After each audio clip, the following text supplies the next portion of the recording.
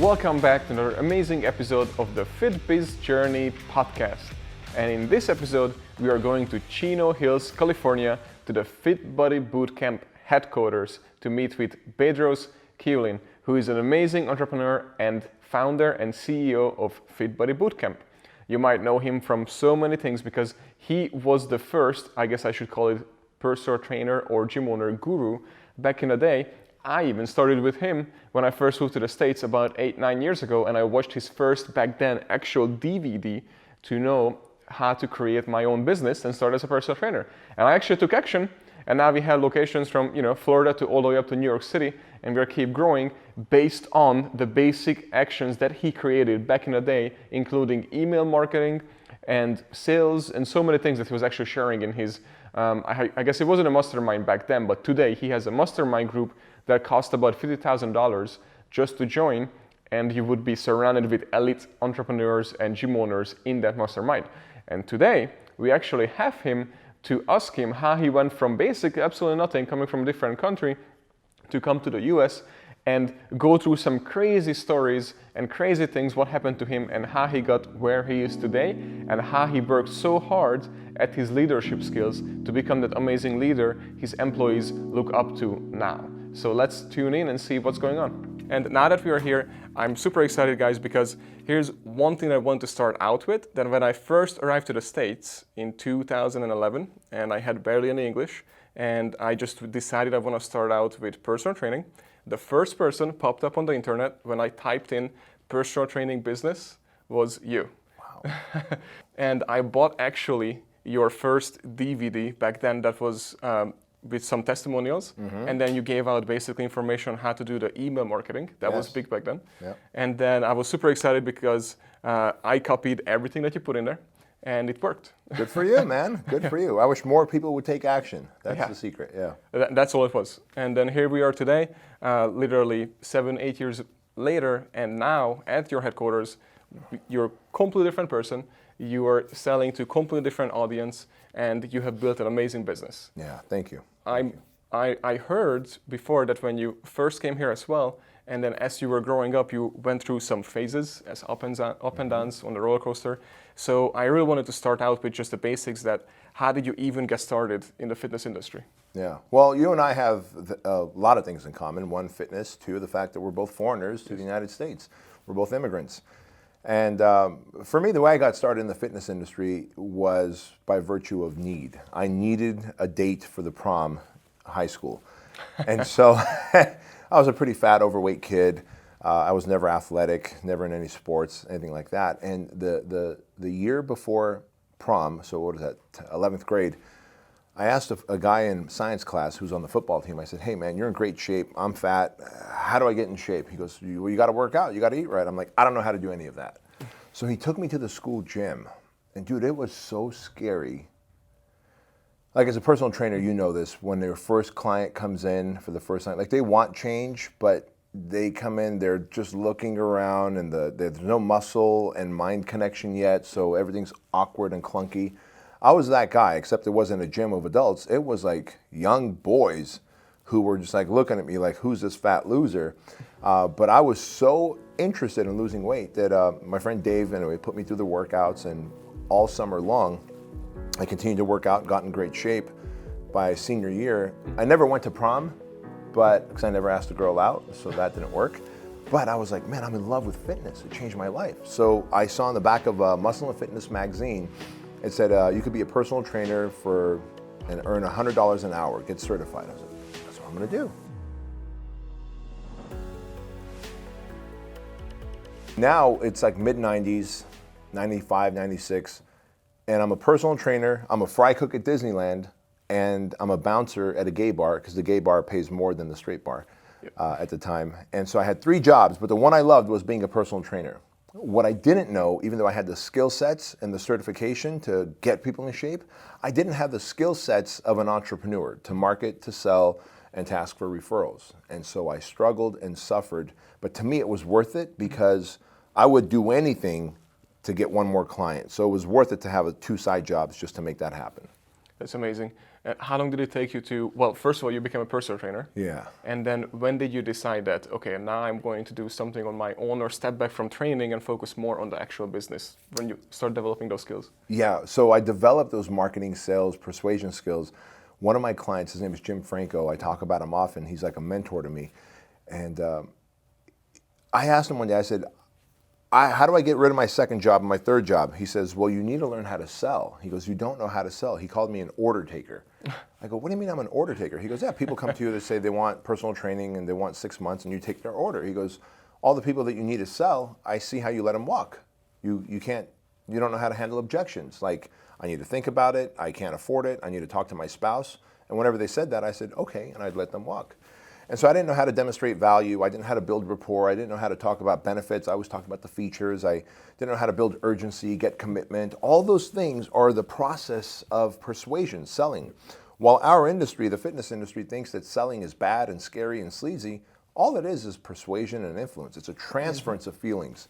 And so when Jim Franco taught me that, by virtue of bringing me books like Zig Ziglar book, Tom Hopkins books, Jay Abraham, Brian Tracy, I learned so much that I didn't know.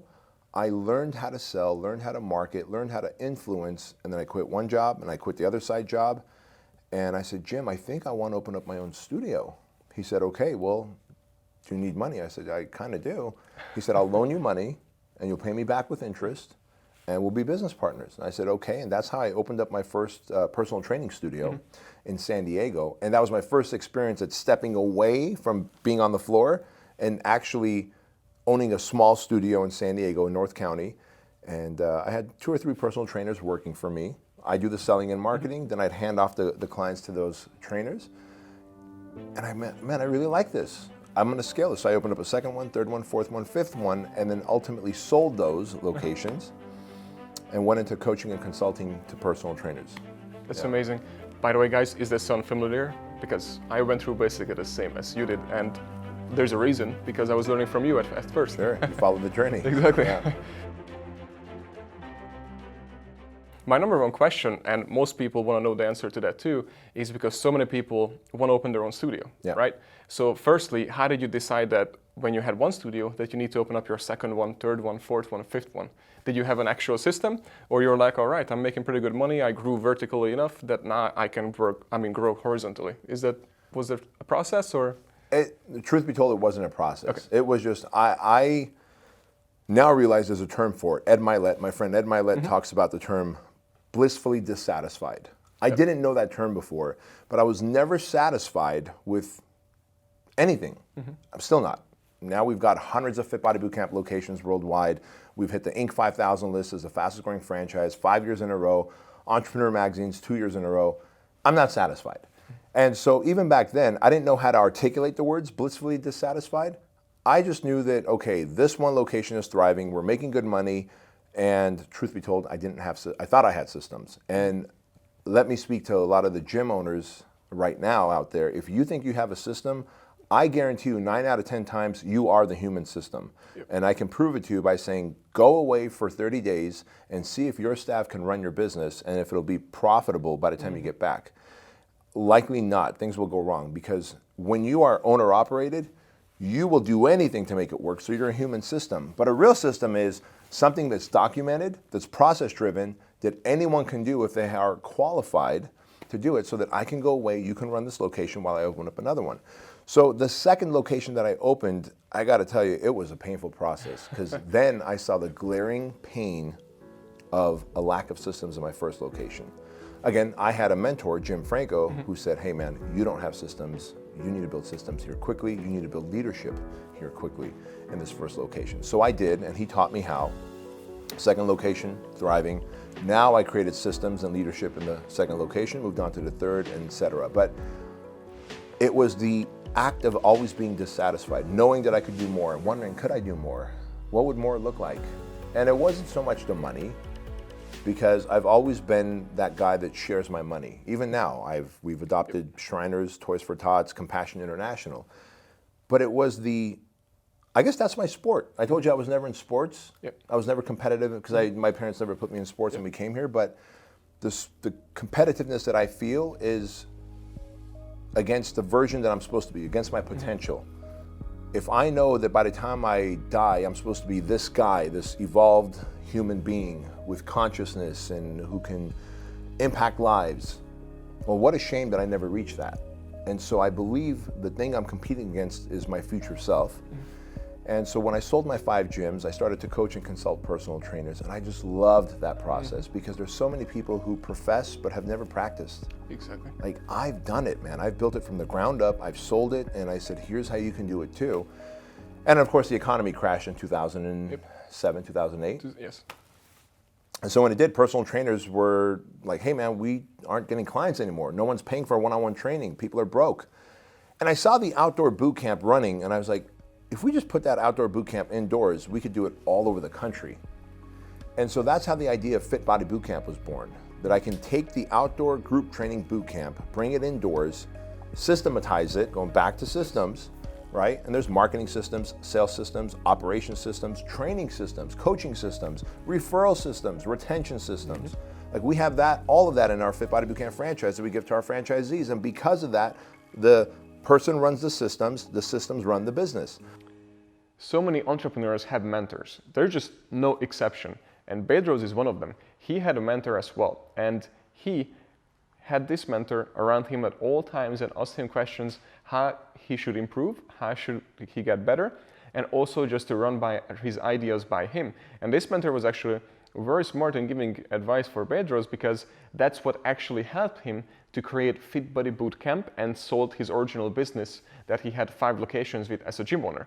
And he created FitBody Boot Camp, which is now on track to have over 2,500 locations, which is pretty amazing if you ask me.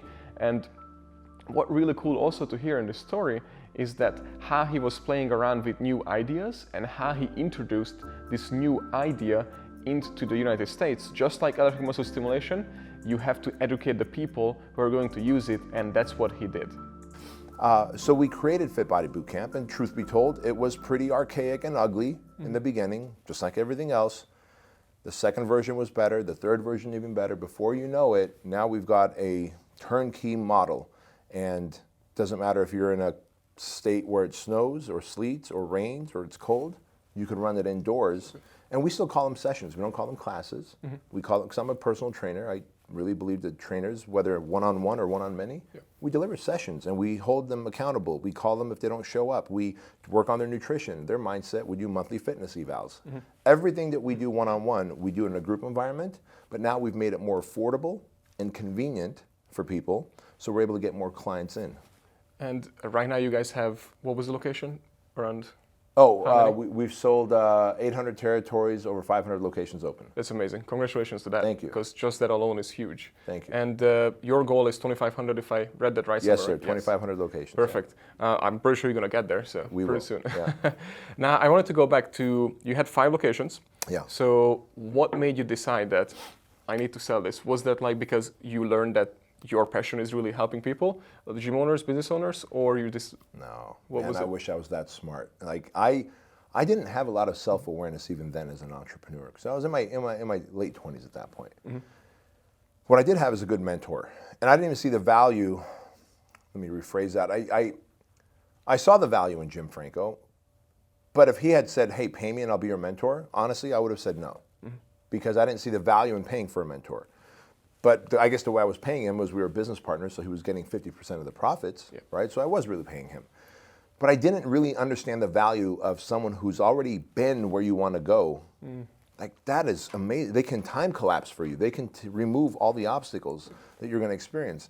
And so one thing Jim Franco instilled in me, and I argued with him about this, was EFT, electronic fund transfer. Make sure that you are charging people on a monthly basis. And I said, Jim, there's no way we can do that in the fitness industry. Who's going to pay this kind of money, $500, $600, $700, $800 a month? Because when I had my personal training studios, it was one-on-one training. Our clients were paying $500, $600, $700, $800 a month. And he goes, wait a minute. He goes, I paid you for whatever it was, it was 16 sessions a month. He was coming four times a month, 4 times a week, 16 sessions a month. He goes, and you would keep selling me month to month, yet I had the money in my bank account where you could just take it out. And I wouldn't argue with it. I was like, man. So what I did is I transferred my feelings onto my clients, because I didn't have the money at the time to afford something like that. I figured nobody else did. So Jim Franco pressured me into putting EFT, recurring revenue, into my personal training business. I even remember telling him, that's not how our industry works, Jim. You're in the software industry. That's how software works. That's not how, he says, and he called me kid. He goes, kid, just do it. I'm your business partner in this anyway. So we did. And that is why I was able to sell my locations, because I had recurring revenue scheduled to come in for 12 months, because I would sign all my clients up for 12-month agreements. Got it. Those two things that Jim Franco forced me to do made my business desirable for a company that was growing on the West Coast, and they wanted to take over, not my brand, because the day they bought it, they took down Premier Results, which was the name of my company, and they put their brand up there. What they were buying was my receivables, all of my clients who were on 12-month commitment contracts. And man, I had never gotten that kind. It was just like $600,000 was my share of it. That was a lot of money back then for someone in their, that's a lot of money now for someone in their late 20s.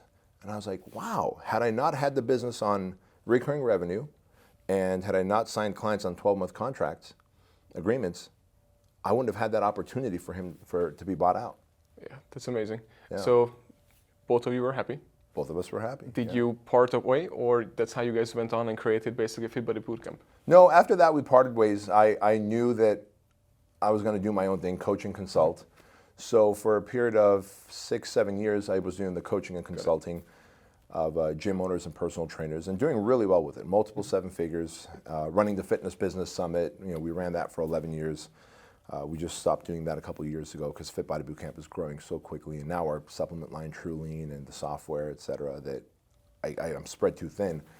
And but when the economy crashed, I literally created FitBody Boot Camp out of necessity, because I saw that the personal trainers who had one-on-one clients, they were like losing clients. And I'm like, well, you can't lower your price anymore because you're trading time for dollars. But what can we do to leverage the one-on-many scenario? And I knew that we just have to bring the outdoor boot camp indoors. Now that was hard to do because there was already outdoor boot camps. And so people were like, why do I need to do a boot camp with you when I could just start an outdoor boot camp here? I went, well, you don't have equipment, the probably going to rain. What happens if it gets too dark too early when the time changes? All these things. I was like, plus I've got marketing systems, and I kept leaning back on my marketing system. I'll teach you how to market in ways that you don't know how, but you got to get on board with FitBody Boot Camp. And so that was what I was leaning on, because I was trying to change the mind of our industry that boot camps need to happen indoors, and we need to call them sessions, not classes. We need to treat it like it's a personal training program and not just a class like at a big box gym that's just included in your membership. And so here's a big lesson for you. Anytime you're going to create a product that you have to educate the consumers, it will cost you a lot of time and money. Yes. FitBody Boot Camp in the beginning cost me a lot of time and money because our industry was just like skeptical. Like, dude, we could do outdoor boot camps. We don't need this. When I started to prove that I could do indoor boot camps and do $20,000, $25,000, $30,000 a month in revenue, that's when everyone's like, oh shoot, he's got something here. So in the next question, I asked Bedros that how he actually got started with FitBody Boot Camp, and on top of that, when was a time when he can actually breathe a little bit, you know, when it took off and was actually able to introduce this new concept to the people. And then he starts out with the 2008 crash, because that's when he started. But then he came up with really good ways on how to get a lease and how to put in FitBody Boot Camp in existing studios and gyms. So tune in and let's hear it, because this is some really great information. 2008, I realized the economy is crashing. The first FitBody Boot Camp came about in 2010. Okay. Yeah, in 2010. Like, I wanted to test the model out, so we did a couple of FitBody Boot Camps inside of gymnastic centers, because I didn't even want to sign a lease. Like, what if I sign a lease and it doesn't work out? Now I owe some guy 3, 4, 5 years of rent, right? Yep. So we were kind of in the testing phase between 2008 and 2010, just ourselves. And then by 2010, we started selling our first licensed location. We became a franchise in 2012. Wow. Yeah. Wow. So that's pretty cool. Yeah. Because most people give up by then. Oh man, and let me tell you, I had a million opportunities to give up. A million. One of them was when me and my business partner split up. That was a very toxic and heartbreaking split up.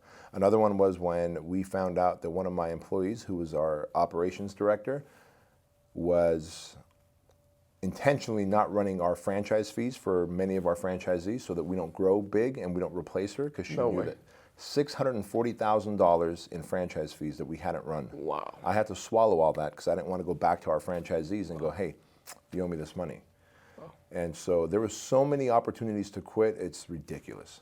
Wow. But you just have to push through. Yeah, and it's also, of course, when you have something that hits you in the face, then it's whoever wins is whoever gets up faster and able to move. So otherwise, you could just sit home and be like, think about it. But yeah, you can feel sorry for yourself all day long, man, all day long. Like today, I had 10 reasons to feel sorry for myself. Yesterday, I did. Tomorrow, I will.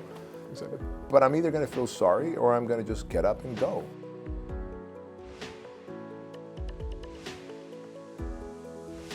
Here's a pretty tricky story of Bedros and the history of FitBody Boot Camp. So he first started out with licensing, because he didn't know what's the difference between licensing and franchising back then. I didn't know that either.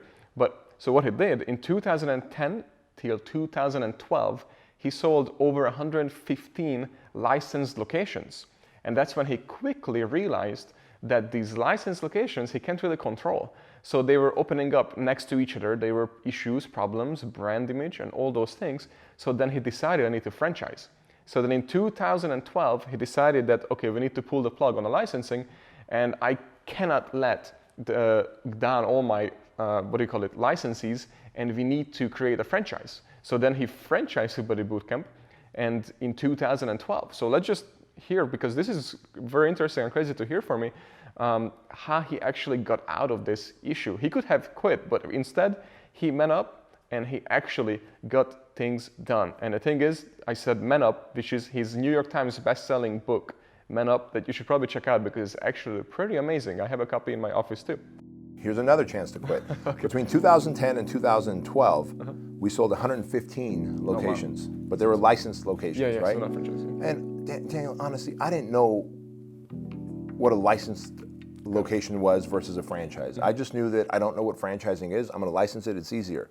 And you know what happens in our industry, like CrossFit. While CrossFit is a great brand, great product, whatever, they have two CrossFits across the street from each other. Yes. And they become adversarial.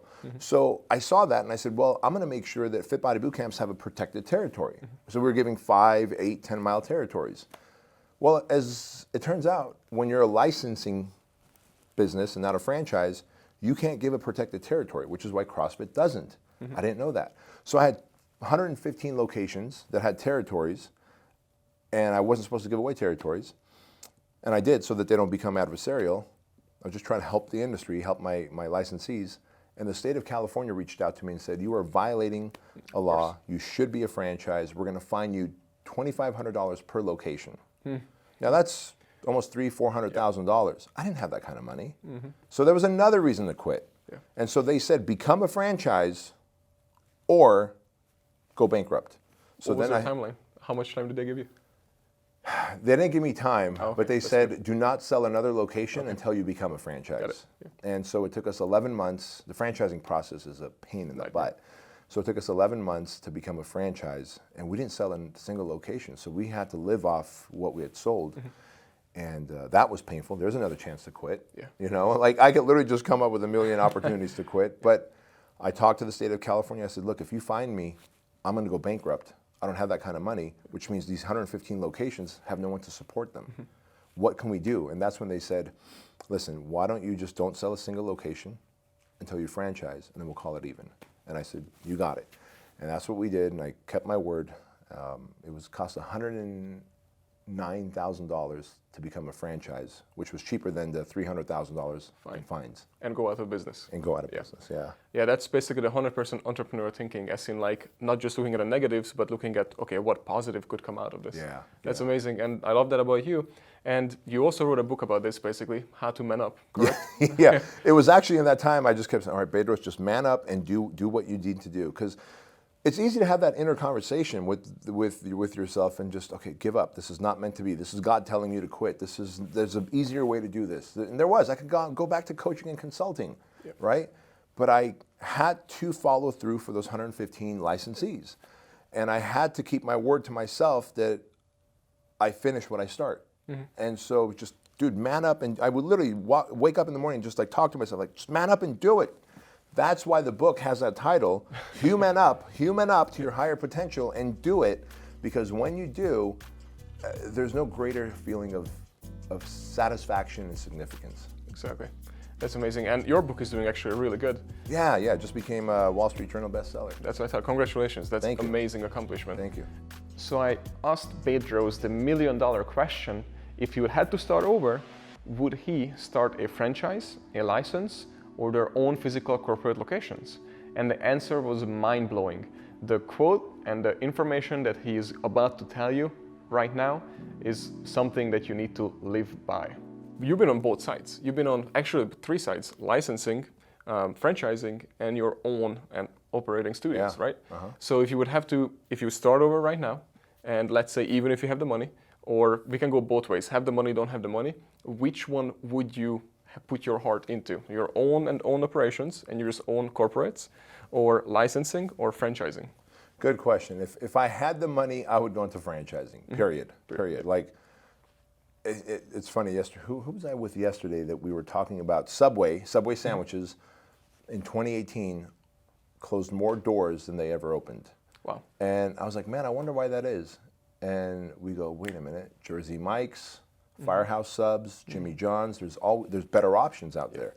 And so what we've done with FitBody Boot Camp is we constantly make it better than everything else that's out there. We do one thing, we do it better than anybody else, which is 30-minute fat loss workouts for women that produce results. And so that's why we're growing so quick. So if I had to do it over again, if I had the money and I was just an independent trainer, I would start a franchise. And I'm not just saying that because I'm the founder of FitBody Boot Camp, but I know what it takes to build systems. On the flip side, for example, because someone goes, I love fitness, therefore I'm going to start a business. Those dots don't connect. No, not at all. You have to say, I love systems, therefore I'm going to start a business. Yep. So if you don't love systems and you want to start a business, you better buy into a franchise that has systems. Exactly. And so that's what I would do. Now, if I was broke, I would put myself in a park, train people like for 30 days for free, and then offer them to continue for $99 or $150 a month. And over time, I'd build up enough clientele outside in a park to move them indoors. And then when I had enough money, then I could buy equipment, etc. So you would scale slower. Yeah, that's amazing. And then you wouldn't recommend to a person, if let's say they have a working model, to go basically corporate and just start opening up their own studios. No. Right. It's time consuming, lots of money and energy. Here's what I know. Looking back at my 5 locations that I had, I should have probably had one big one, and I would have made more profit. Profit. Because remember, revenue feeds the ego. Exactly. Profits feed the family. So while I was making more revenue with 5 locations, none of them were bursting at the seams and full. I had 5 leases, 5 sets of trainers, 5 facility managers, when if I just had one bigger location, I would have made less revenue, but more profit. So I let my ego get ahead of me. Yep, been there. There you go. You guys hear this all the time. Visionary leaders, you have to have visions, and you need to see way into the future and know that when you start even Apple computers, that you're gonna be such a big company and you're gonna be bigger than IBM, you're gonna be bigger than everything on earth, right? No.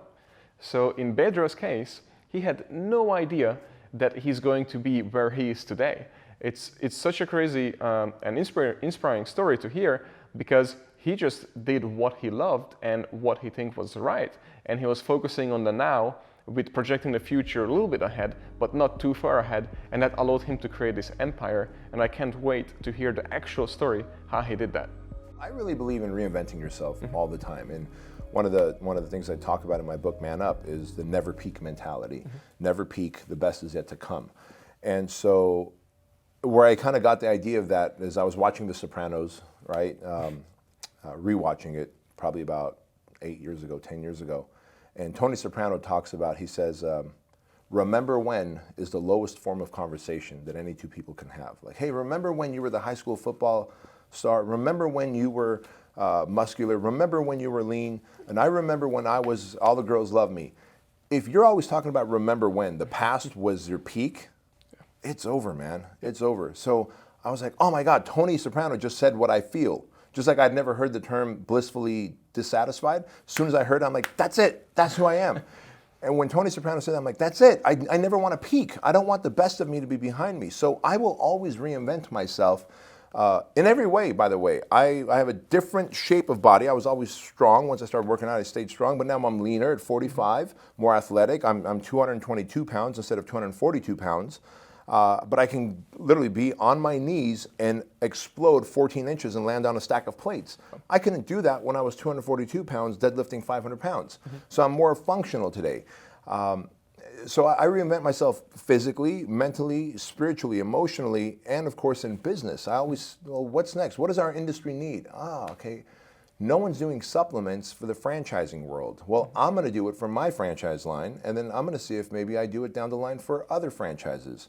Or the software that we use in gyms, whether it's MindBody Online or Zen Planner or any of those, they really only work well for one location. If you have multiple locations, then they get clunky. And if you're a franchise and you want to see what your franchisees are doing so you can be proactive and help them, and then they have multiple locations and they need to see what their locations are, that doesn't exist. So I decided I'm going to be the guy that starts that as well. So I'm always reinventing myself now in industries that I used to not feel like I belonged in, simply because I've got enough time under tension, right? And what we do in working out.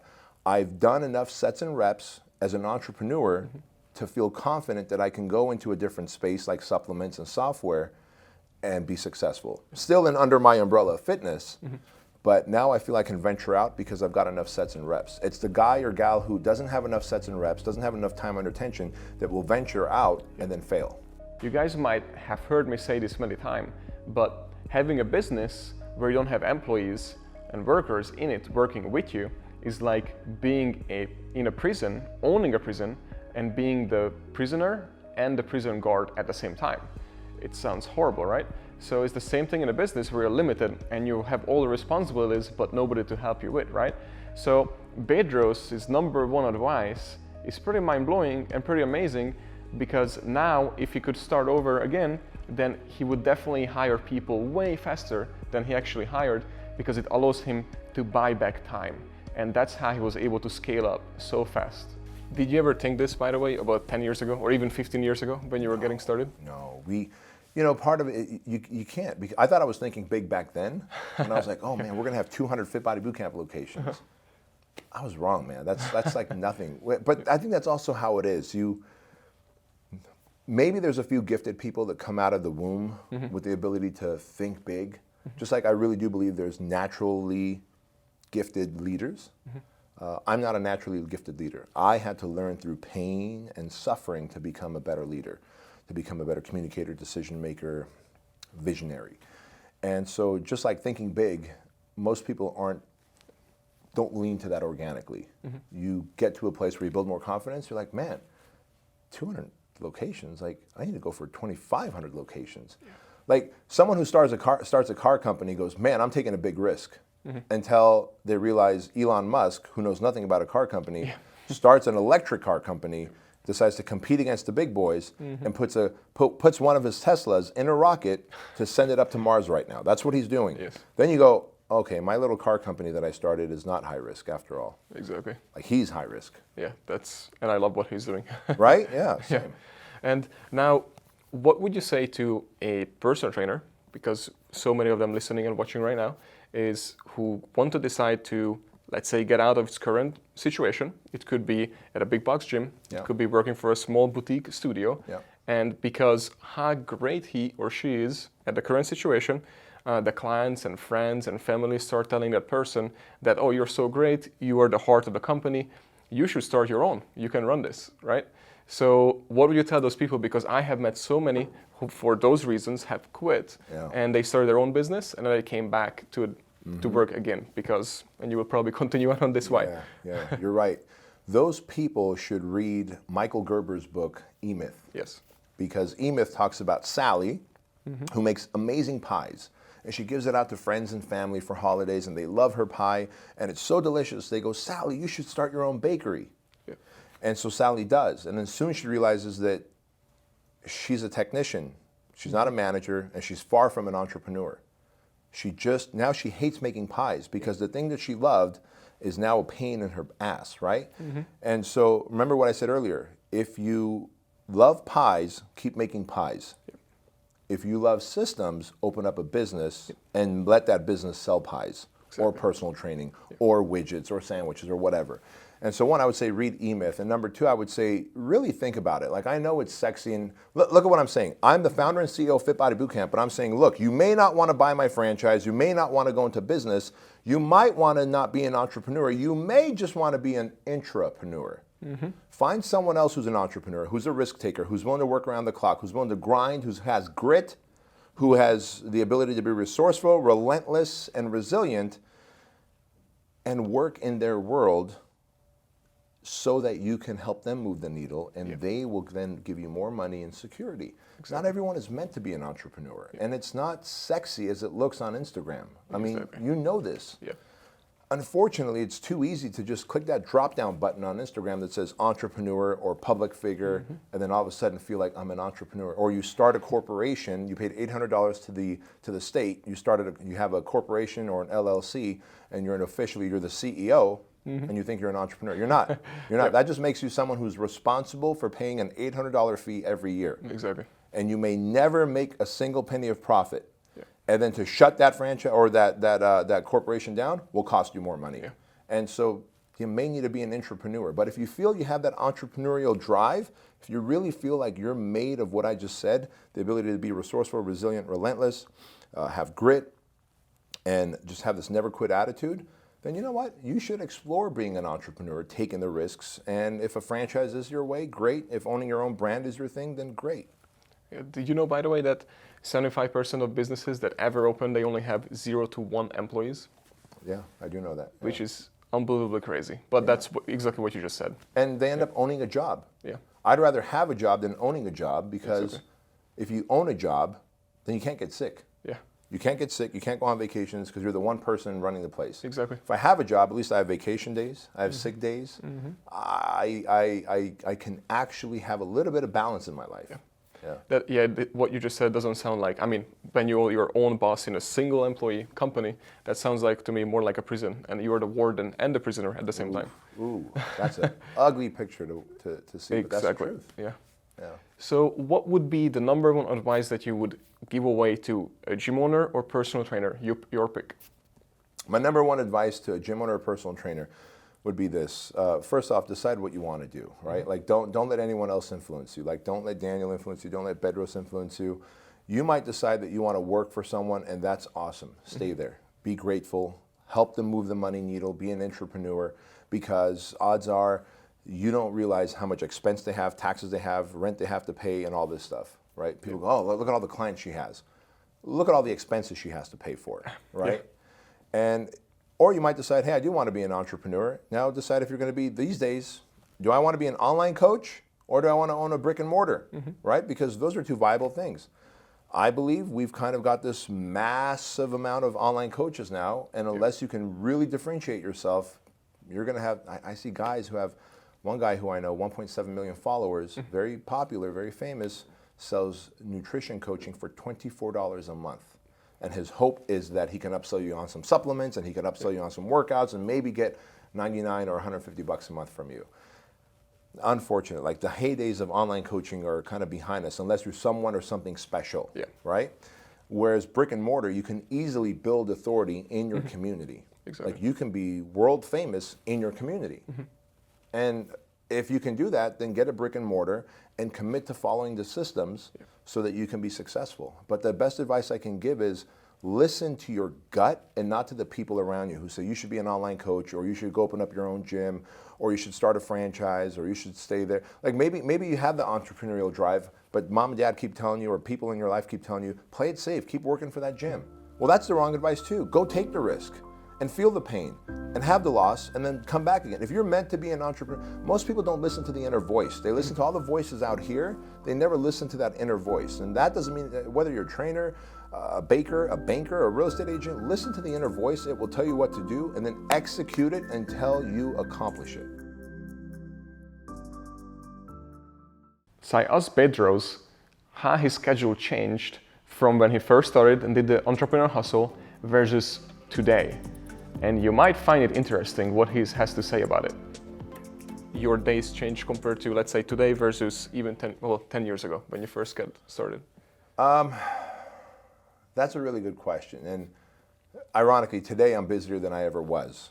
It's just my schedule is better managed. Yeah. Like between Joan and Jamie up there, they manage my schedule really well, where I'm more efficient and effective. 10, 15 years ago, I was more stressed, more overwhelmed, felt busier, and made less money. Yeah. Today we make more money, and even though I'm busier, I have this sense of control because we have structure, right?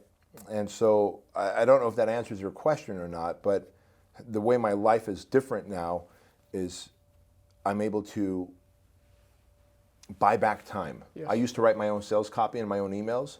Now we've got a guy named Sean Mabry up there who writes sales copy and emails.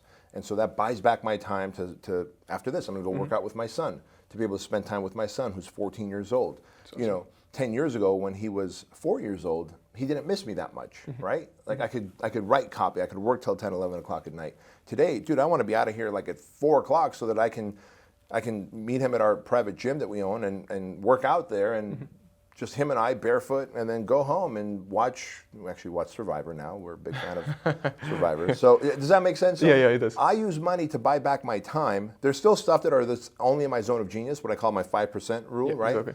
That's my zone of genius. There's only, like, no one else can sit here in this chair and do this podcast interview. Like, I can't outsource that. But I can outsource copywriting, marketing, email broadcasts, HR, accounting.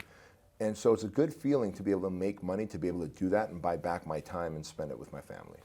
When would you hire Joan back then if you knew what you know today? Oh, man.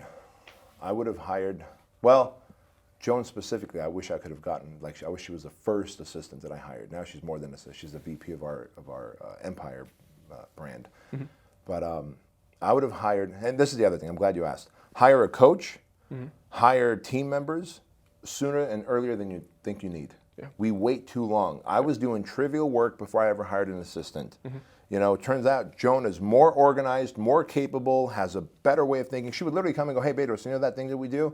It's disorganized. Do you mind if I do a Ready, Set, Go program? I was like, sure. She goes, we're gonna call it RSG. I was like, oh, okay. Dude, that was for our FitBody Boot Camp franchise, for educating our franchisees. We had no structure to it. Like, why wouldn't I have hired her sooner if I knew, right? I didn't know. And so, like, let this podcast, let this episode be a sign for you, like, invest more money in bringing the right people on board, take care of them, pour into them, treat them like family, get the right coaches in front of you who can mentor you and time collapse for you, and you will not have the anxieties that I talk about in my book. You will not have the $640,000, because if Joan was running the franchise fees, and not that other person I was telling you about, we wouldn't have had $640,000 in lost franchise fees. Yeah. So look what it cost me to not have a Joan in my life. Exactly. Now, what I wanted to ask you also, so now you have everything basically figured out. Well, you know, in a way you can. Now, what do you think that if everything going the way it's going, do you have an actual exit plan, or you just want to keep going for a very long time or as long as you can? So when you say exit plan, I don't really have an exit plan, because I know that the moment I stop doing what I'm meant to do, living my purpose, like I've found my purpose, it's in the fitness industry. The moment I stop doing that, I will begin to self-destruct. I will begin to erode. I will begin to self-sabotage. So I don't have an exit plan by way of retiring. I don't have an exit plan. Now, do I have a vice president of FitBody Boot Camp? Yeah, his name is Bryce Henson. He owns 4 FitBody Boot Camp locations. He started off as a coaching client of mine, so I've mentored him for almost a decade. He will likely one day be CEO of FitBody Boot Camp.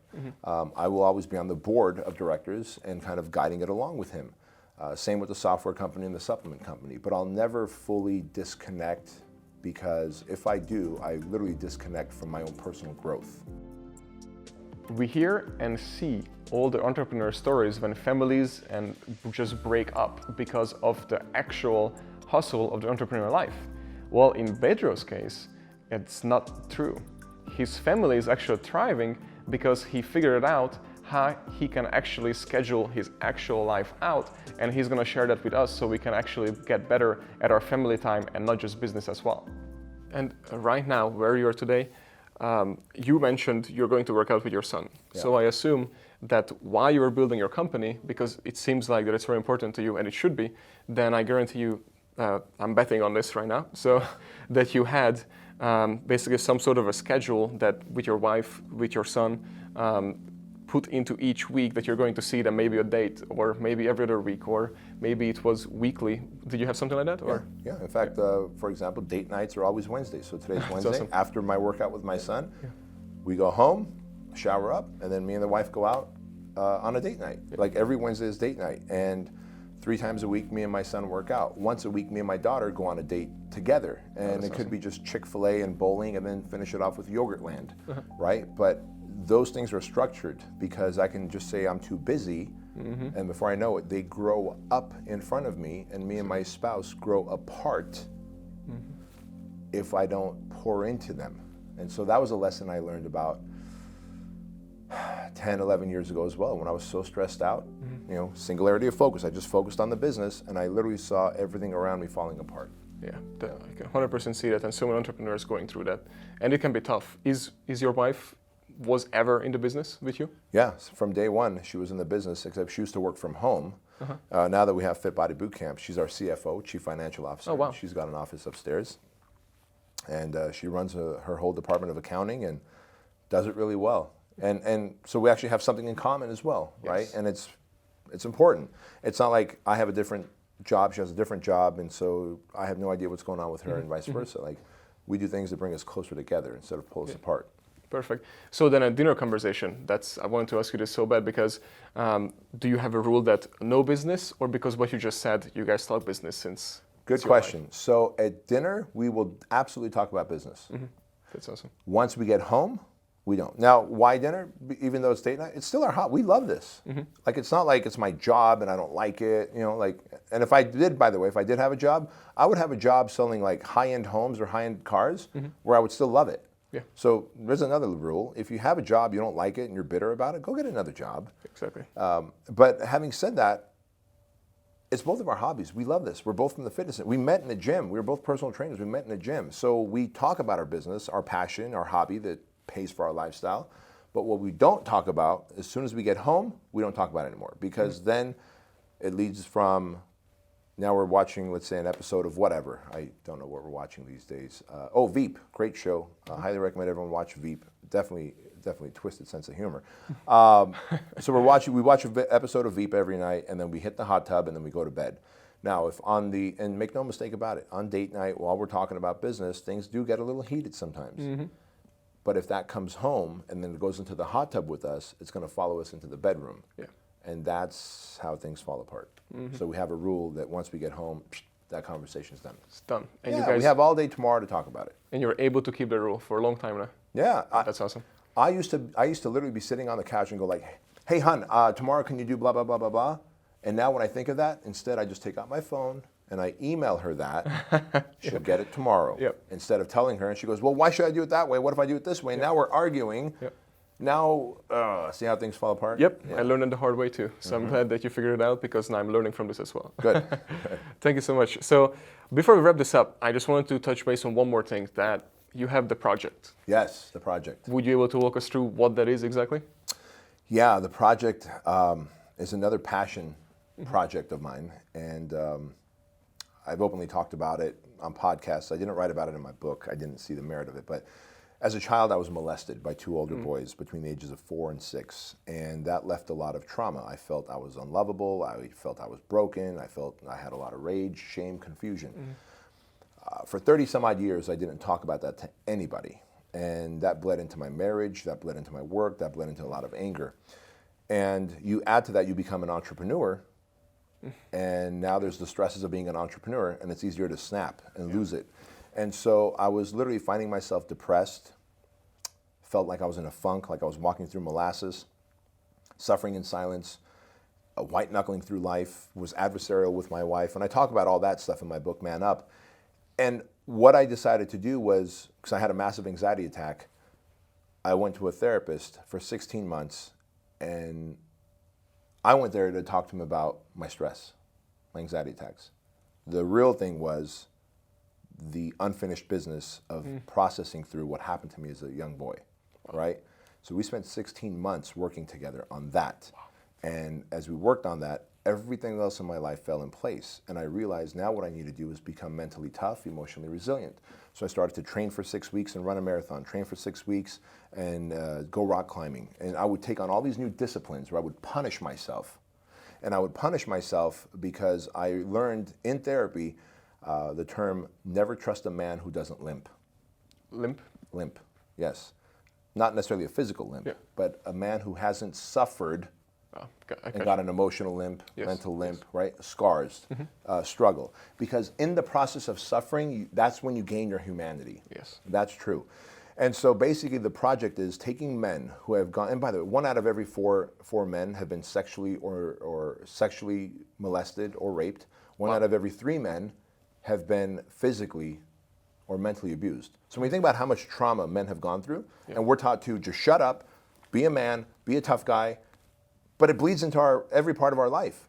And so soon in your 30s and 40s, you're self-destructing, drinking, infidelity, porn, overeating, gambling, all this, and you don't understand why this is happening, and it becomes a pattern in your life. You go, I just self-sabotage. No, there's usually trauma that you haven't dealt with.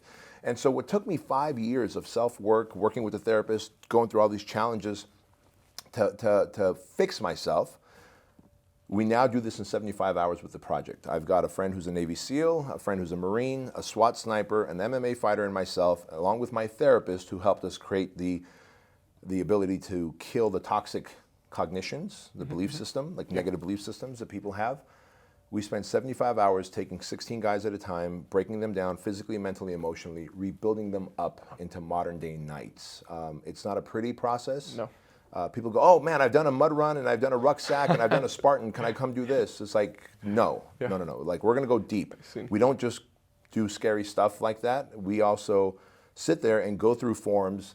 We'll go through forms and we'll talk about the abuse that you went through, the trauma that you experienced, how mom and dad abandoned you and you were adopted by a family who then was sociopathic. Like, these are the things that have happened to men that they don't talk about. Women are really good at getting together and talking about it. Men aren't. Men talk about superficial stuff.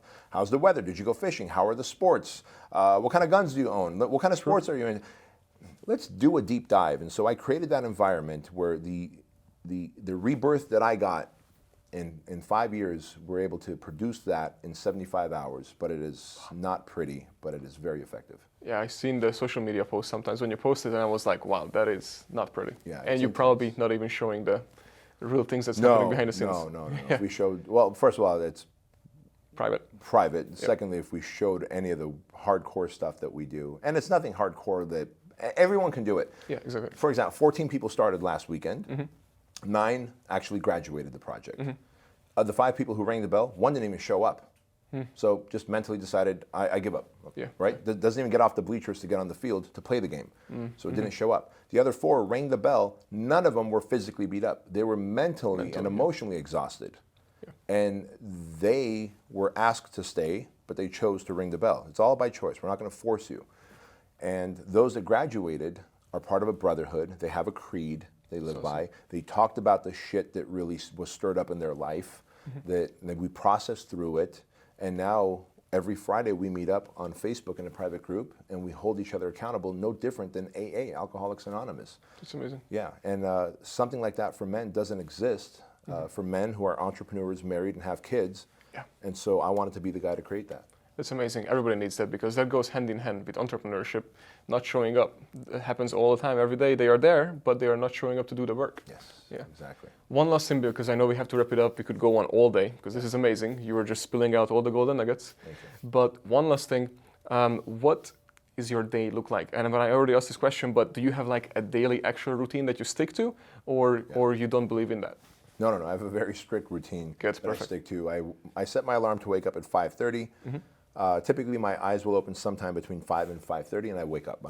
It's rare that my alarm goes off. When it does, I just get up. I never hit the snooze button. That's one of my rules. Never hit the snooze button. Another rule is drink 30 ounces of water immediately. So when I learned that from Sean Stevenson, who wrote the book Sleep Smarter, and so I drink 30 ounces of water, and that rehydrates me. I shower, get downstairs, drink my protein shake, coffee, and then I go through my gratitude exercises. I don't meditate. Meditation doesn't work for me.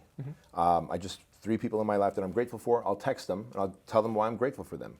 Now it's around 6:30, 7 a.m. I'm on my couch working. and I have about 2.5 to 3 hours of time on my couch to work on what I call my GSD list, my get shit done list that I made the night before. I put my phone upside down, on silent, pushed away from me so I'm not tempted to grab it and look at Instagram or social media. And so it's this rule that I live by, and even on the weekends, I wake up early. Now, I don't wake up at 5:30, I set it for an hour later. I give myself an extra hour of sleep, but I wake up and I still have things to do. I schedule things on my weekends so that I have a routine. If I break my routine, what happens when you go on vacation and you sleep in, you eat sloppy, you come back, and on Monday, Tuesday, Wednesday, Thursday, you're having a hard time getting back into your routine. Exactly. So I just never get out of my routine. And then by the time I get to the gym, it's 9 a.m. By the time I get here and showered, it's 11 o'clock. I meet with Joan, I meet with Bryce, our other VP, and then I'm ready to serve my team. And then at the end of the day, what we're doing here. Right before you came in, you saw the other guy leave. He was interviewing me. And so everything is structured. Like there's date night written on my calendar that every Wednesday for however long Gmail or Google Calendar will go out for. Joan's got it in there. I'm so routine, I'm so structure driven that you could literally time me, like what time I'm going to drive by this street and you can kill me. But I like that because there is no room for error. And people go, well, that's kind of a boring life. When do you have fun? I schedule in the fun as well. Next week, me and 12, 13 guys, we're going to Vegas. We've scheduled fun in there. We're going to hike. We're going to go do Topgolf. I schedule surfing in. I schedule fun in because of people, well, do I just want to get up and go do something? No, because I'm building an empire. I'm trying to become the best version of myself. And that guy who's trying to do that cannot waste a single second on this planet. This is not a trial run. This is it, baby. Yeah. That's amazing. Thank you so much. I want to say one more thing that you just said. Sure. That you said you serve your people.